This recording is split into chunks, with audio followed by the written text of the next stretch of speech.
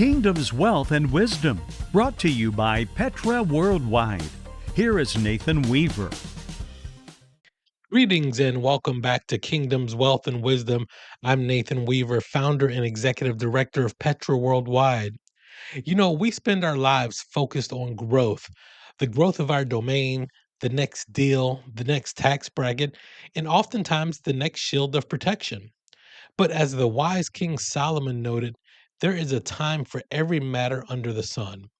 For the professional, there is one final act of governance that occurs after you leave the playing field. That's your final tax return. Today, we discuss what happens to your taxes when you die. It's a topic many like to avoid, but for the true steward, ensuring your house is in order is the ultimate gift you leave for those that are left behind. Death may end a career, but in the eyes of the IRS, it does not eliminate the requirement for your final tax return. So, when a person passes away, the IRS requires a final accounting of their income from January 1st to the date of their death. The final tax return is filed like a normal return, but one exception: at the top corner, it is marked deceased. If a person is married, their spouse can still file jointly for that final year, capturing the full standard deduction and lower tax rates one last time. A lot of people are worried about the death tax, the estate tax, but as of this current year, the individual exemption has risen to $15 million, 30 million for couples. So unless your kingdom is vast, your heirs won't likely have to worry about federal estate taxes. The step up in basis is the greatest wealth transfer tool ever, in my opinion. When you pass away, your investment in real estate is stepped up to its fair market value on the date of your death. For example, if you acquired a building for $100,000 and at the date of your death, it's worth $1 million, your heirs can sell it the next day for $1 million and pay zero capital gains taxes. That is a complete wealth reset button for your family. Pastors and financial leaders, do you need expert accounting or tax help? Do you have payroll or 1099 questions? Do you need a ministry expert to help you acquire real estate for your next project? If the answer is yes, yes, and yes, visit petraworldwide.org. Petra Worldwide has been strengthening ministries to transform humanity since 2007.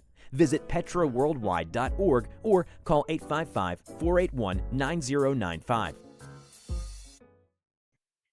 During the final stages and the final planning, you have to really pay attention to your portfolio and where your gold is allocated. There is a shadow that's called the IRD. It's income in respect to the decedent. This is income you've earned that hasn't been taxed yet. Examples may include a traditional IRA, a 401k, or unpaid commissions. Pay attention to this because this is huge relative to the real estate step up in basis that I just mentioned. IRD assets do not get a step up in basis. If your children inherit $1 million IRA, every dollar withdrawn will be taxed at their ordinary income rate, which could be as high as 37%. In a very large IRD estate, the estate and income taxes could hit them very hard, wiping out as much as 70% of the value. And keep in mind that medical bills paid within 1 year of your death can often be deducted on your final tax return, even if they weren't paid before you passed away. This is the final opportunity to lower the tax king's claim on the gold that you leave behind for your family. Well, legacy is not accidental, it's engineered.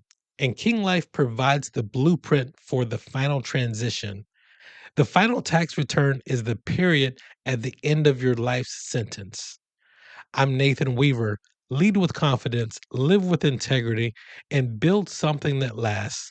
I'll see you here next time on Kingdom's Wealth and Wisdom. Listen every day at 4 p.m. for Kingdom's Wealth and Wisdom, brought to you by Petra Worldwide, strengthening ministries to transform humanity. On the web at petraworldwide.org.